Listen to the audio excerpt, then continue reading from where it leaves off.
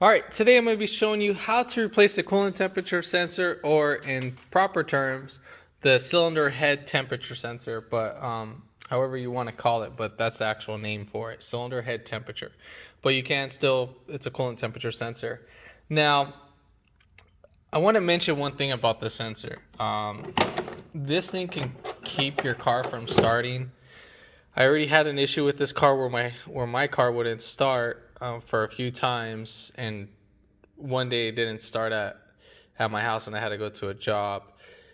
Pulled up the scanner, see what was going on, because I had no codes or anything. I noticed this was at negative 40 degrees Celsius, or yeah, negative 40 degrees Fahrenheit. I'm sorry. And that would keep your car from starting. And if you do get that symptom, what you can do is disconnect the cylinder head temperature, and it'll go into a circuit mode where the electric fans will just stay on, and you'll throw a check engine light, but your AC wouldn't work too as well. All right, so anyways, this is a 19 millimeter socket. I believe you can go to Harbor Freight and get a deep socket. I'm actually using an icon socket right here. This is actually a 20 millimeter. So basically, you would insert it right here.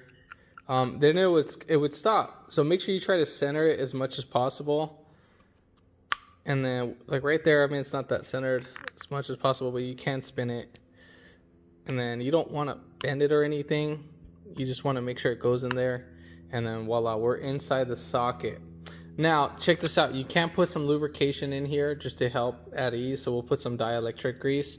I'm using an icon socket. This is a 20 millimeter.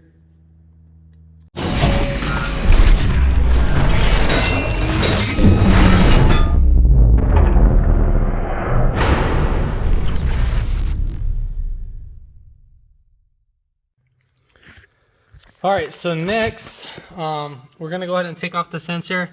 So right here, this is where the coolant temperature sensor is at. So we'll go ahead and just squeeze the boot and then just pull it right back in or right back out.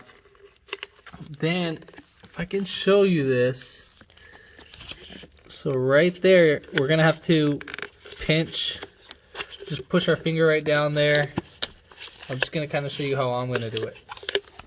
So basically, I'm just going to put my finger just like this, clip it down,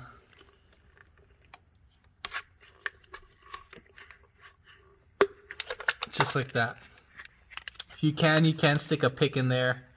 If you got fat fingers, I highly doubt you can get your fingers in there, but I'm able to do it.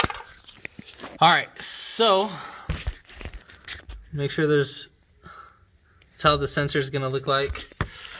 All right, so now we're gonna go ahead and put in our socket right in there.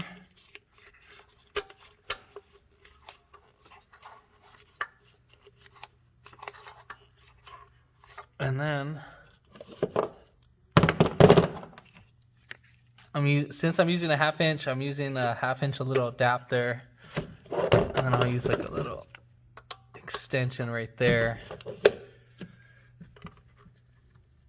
And then some coolant's gonna come out. So just wanna loosen this up. So now that we got it loosened, we wanna try to do this as fast as possible.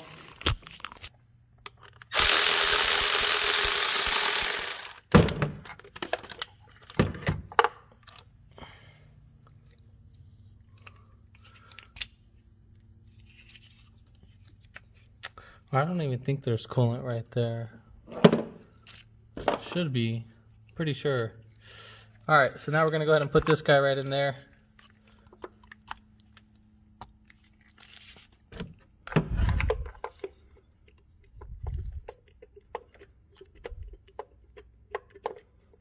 And we'll just thread that one in by hand.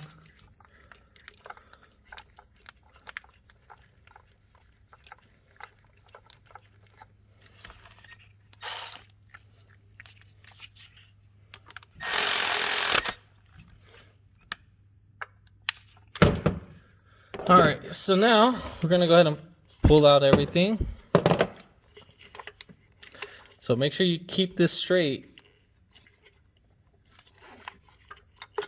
and it'll pull right out pretty easy. And then you'll get your connector. We'll just connect it right in.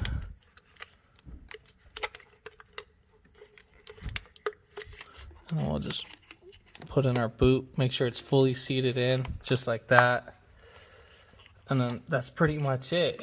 What you're gonna go ahead and do, you're gonna go ahead and clear your codes, whatever codes came up.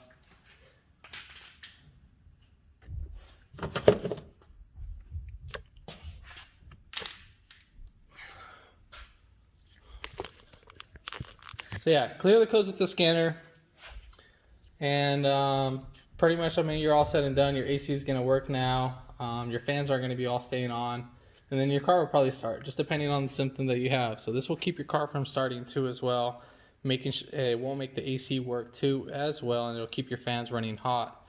And your temperature gauge will be dropping down periodic. So sometimes in the beginning of mine, it'll work, and then it'll just drop down all the way to cool. It'll make you use a lot more gas if you're going to keep doing this method while you're running like that. But if this video helped you out, give it a thumbs up, comment down below if you have any questions, and hit that subscribe button for more upcoming videos in the future. And thanks for watching.